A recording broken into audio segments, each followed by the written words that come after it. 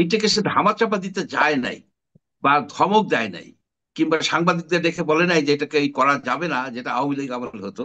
এখানে একটা অনিয়ম হয়েছে, তার ফাদার হয়তো কনফ্লিক্ট অফ ইন্টারেস্ট বুঝতে পারে নাই, না বোঝেনি কথা। এখানে আমি শুধুমাত্র ওইটুকুই ধন্যবাদ দেব যে সেই জিনিসটাকে সামনে আনছে, সামনে আনছে, সে ক্ষমাও চাইছে এবং ক্যান্সেল করছে, ধামাচাপা দেওয়ার চেষ্টা করে নাই। অবস্থার কারণ হচ্ছে যে নির্বাচনের একটা সুনির্দিষ্ট তারিখ বা রোডম্যাপ নিয়ে প্রথম থেকেই নানা ধরনের কথাবার্তা বলা হয়েছে। কেউ কেউ বলছেন, কোন কোন উপদেষ্টা, যে নির্বাচন নিয়ে চেঁচামেচি করবেন না, ইত্যাদি ইত্যাদি। একটা সন্দেহের জনমনে একটা সন্দেহের সৃষ্টি হয়েছে। এখন বিএনপি নির্বাচন চাচ্ছে, ন্যাচারালি তারা নির্বাচন আসলে তারা হয়তো উইন করবেন বলে এই ধারণা করা হয়। উইন করলে তারা আবার সেই ধরনের এই চলবে, আওয়ামী লীগ আমলে যা হয়েছে বিএনপি আমল হবে, 5 বছর থাকবে, আবার 5 বছর লুটপাট চলবে। তাহলে অর্থাৎ বাংলাদেশের যে ভাগ্য, আসলেই বাংলাদেশ একটা দুর্ভাগ্যবান জাতি। তা না হলে এত রক্ত, এত ত্যাগ, এত অন্যায় অবিচার সহ্য করার পরেও যখন এই এই রাষ্ট্রটা, এই সমাজটা, হুম। এই জনগোষ্ঠী একটা ডিক্টেটর, একটা অপ্রেসিভ সরকার থেকে মুক্তি পেল, মুক্তি পেয়ে তারা কিন্তু ভালো দিকে যেতে পারলো না। কিন্তু মারুফুল ইসলাম যেটা বললেন, তার সাথে দ্বিমত করার কোনো আহ, আহ, মানে অবকাশই নাই। যে এই তরুণ সমাজকে নিয়ে আপনার প্রোগ্রামে আমি কিন্তু উচ্ছ্বসিত ছিলাম এক সময়, যে এরা একটা নতুন ধারার সৃষ্টি করবে, এরা এইখানে যত দুর্নীতি, দুঃশাসন, অপশাসন, অনিয়ম ঝেঁটিয়ে বিচার করবেন, বিদায় করে দিবেন। কিন্তু আমরা কি দেখলাম, যে সেই 400 কোটি টাকা, সেই দরবেশ, এক বৃদ্ধ দরবেশের জায়গায় একজন রিলেটিভলি তরুণ দরবেশ এসে হাজির হলো।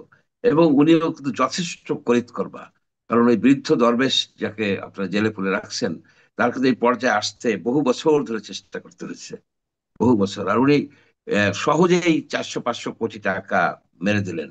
এখন এখানে তারা বলছে সাংগঠনিক ই নিল, তাকে বহিষ্কার করছে অস্থায়ী ভাবে।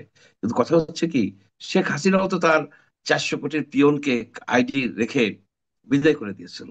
আমরা তার প্রচন্ড বিরোধিতা করেছি। তাকে দেওয়া উচিত ছিল দুদুকে, তাকে গ্রেপ্তার করা উচিত ছিল। এই বর্তমানে দরবেশকে এখনো কেন গ্রেপ্তার করা হচ্ছে না?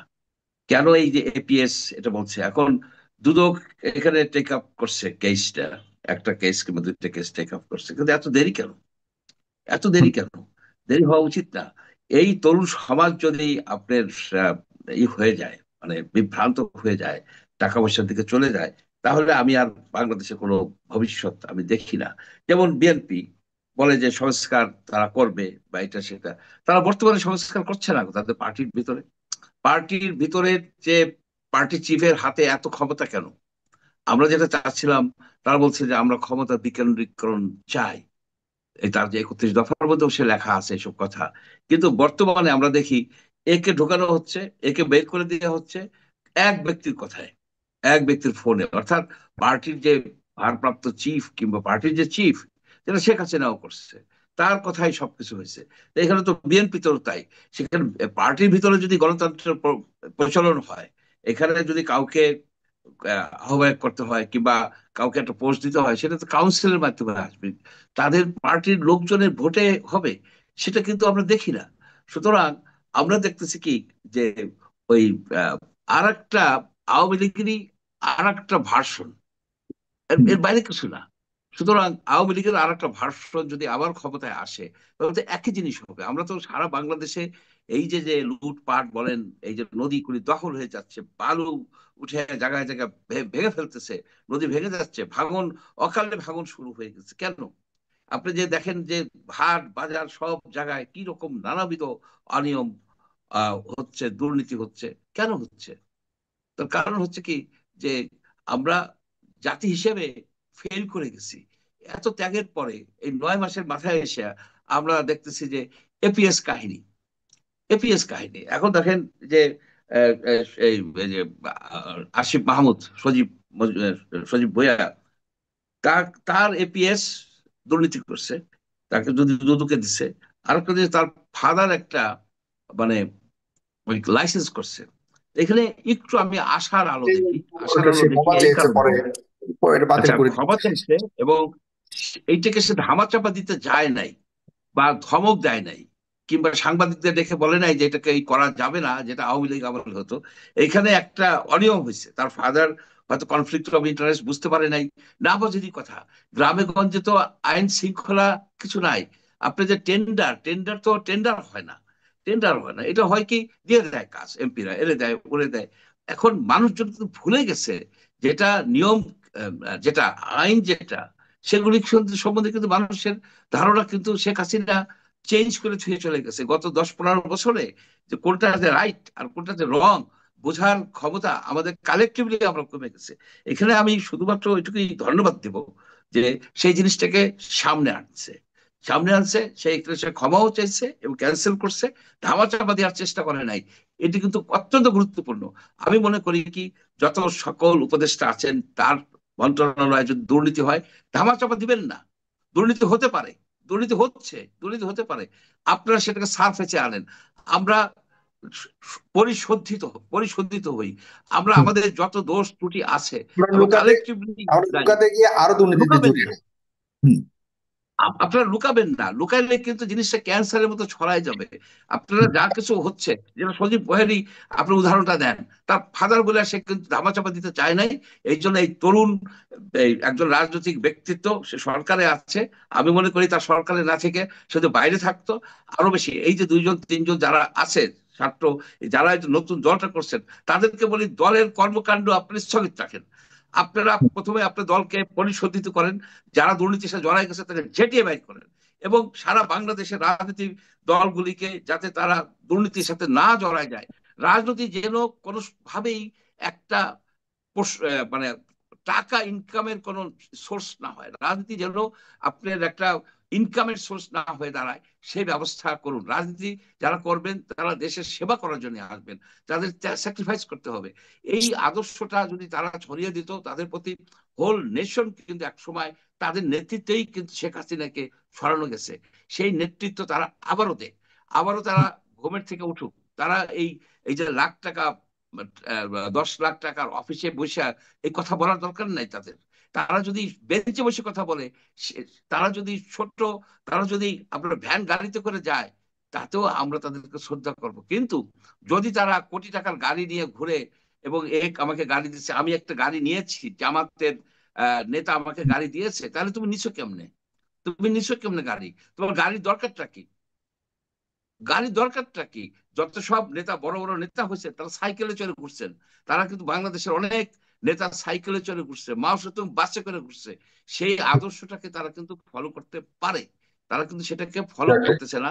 তারা গতানুগতিক ভাবে তারা আর আওয়ামী লীগ হয়ে যাচ্ছে কেন, তারা আর বিএনপি হচ্ছে কেন? হুম। এটা তো আমরা আশা করতে তাদের কাছ থেকে। সেই জন্য আমি মানে অনেকটা হতাশ ছিলাম। আমি সেই জন্য টকশোতেও খুব একটা আসতে আর চাই না, যে লাভ কি? আমরা জাতি হিসেবে কোন দিকে চলে যাচ্ছি? আমরা কি ফেল করে গেলাম? আমাদের কি সম্পূর্ণভাবে ফেল করে গেলাম? আবার কি আমাদের এইরকম রক্ত দিতে হবে? হাজার হাজার তরুণ কৃষক, এই কৃষক, শ্রমিক, সবাই কি আবারও রক্ত দিতে হবে? আমাদের এই যে দেখেন, যে ছাত্রছাত্রীদের পড়াশোনার যে বিষয়টা, হুম। আমরা যে কতটা পিছিয়ে যাচ্ছি, আমরা যে পড়াশোনার দিকে কতটা পিছিয়ে যাচ্ছি, আমরা কি ভাবতে পারতেছি? ছাত্ররা কিছু হইলেই সেই কাফনের কাপড় পরে দাঁড়ায়, রাস্তায় চলে আসতেছে। What is this? তুমি কাফনের কাপড় পরে আসতেছো কেন? আমরা যখন মুক্তিযুদ্ধ করছি তখন তো আমরা কাফনের কাপড় পরে যাইনি। একজন ভিসি কে চেঞ্জ করবা, তার জন্য কাফনের কাপড় পরো কেন? এই জিনিসটাকে বুঝাই বলা দরকার। এক্সট্রিমে যাও কেন? এটা আইনের মাধ্যমে তোমরা যা কিছু করার তোমরা করো। তোমাদের মূল কাজটাই হচ্ছে কিন্তু এই পড়াশোনা করা, রিসার্চ করা, গবেষণা করা। এখন ঘরে ফিরো। তাদেরকে ঘরে ফিরানোর আহ্বান ডক্টর ইউনূস তো জানাইতে পারে, যে তোমরা ক্লাসে ফিরে আসো, তোমরা ক্লাসে ফিরে আসো। এখন আমরা নতুন ভাবে এই জাতিকে গড়ে তুলি, যে জাতিতে আপনার যে এই দুর্নীতি, এই যে অনিয়ম, এগুলি যেন না থাকে। এই যে দুই এপিএস সর্বনাশ করে দিছে। এই দুই এপিএস হচ্ছে এই বাংলার ইতিহাসের সবচেয়ে কুখ্যাত এপিএস। অনেক এপিএসই আছে, অনেক ড্রাইভার আছে, অনেক কিছু করছে। এই দুই এপিএস এই একটা বিপ্লবকে গলা টিপে মারছে। একটা বিপ্লবকে গলা টিপে মারছে। এদের যখনই কথা আসে তখনই এই এপিএস এর কথা আসে। এপিএস কে ইমিডিয়েটলি, এই দুটো এপিএস কে ধরে জেলে নিয়ে, রিমান্ডে নিয়ে, ওদের কাছে যত টাকা ওরা নিচ্ছে সব টাকা আদায় করে ফেলানো উচিত, সব টাকা আদায় করে। ওদের যদি বিচার না করা যায়, আপনি শেখ হাসিনার বিচার করবেন কেমনে? আপনার যে এই যে আওয়ামী লীগের লোকেরা বাইরে বসে যে লক্ষ লক্ষ কোটি কোটি টাকা দিয়ে তারা যে দেশের মধ্যে অস্থিতিশীলতা সৃষ্টি করতেছে, সেগুলি বিচার আপনি কেমনে করবেন? আপনার আইন শৃঙ্খলার অবস্থা অত্যন্ত খারাপ। জায়গায় জায়গায় আমাদের স্বরাষ্ট্রমন্ত্রী বলে যে 5 জন ছাত্র অপহৃত হয়েছে, কি এটা সামান্য ব্যাপার? হোয়াট ডাজ ই মিন? 5 জন ছাত্রকে অপহরণ করে নিয়ে গেছে, তাদের গুম হয়ে গেছে, এটা হাসতে বলে যে সামান্য, এর তো আগে আরো বেশি নিত। এই ধরনের কথা তো আমরা শুনতে চাই না। আমরা এই ধরনের কথা শুনতে চাই না। আমরা শুনতে চাই এমন এক বাংলাদেশের কথা যেখানে সকল নাগরিকের জীবন নিরাপদ থাকবে, যেখানে আপনার দুর্নীতি মুক্ত অবস্থায় যেন প্রান্তিক ব্যবসায়ীরা, প্রান্তিক কৃষকরা কাজকর্ম করে যেতে পারে, চাঁদাবাজের ভয় থাকবে না। সেই বাংলাদেশের আমি স্বপ্ন দেখি, এখনো স্বপ্ন দেখি। হয়তো সেই বাংলাদেশ আমরা পাবো। জি, আমরাও আশা করি আপনার সাথে যেন সেই বাংলাদেশ আমরা পাই। কতটুকু সম্ভব হবে জানি না, তবু আশা তো আছেই।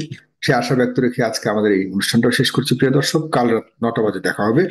আপনাদের আহ যদি সুযোগ থাকে তাহলে আমাদের এই চ্যানেলটিকে সাবস্ক্রাইব করে নেবেন খেয়াল করে।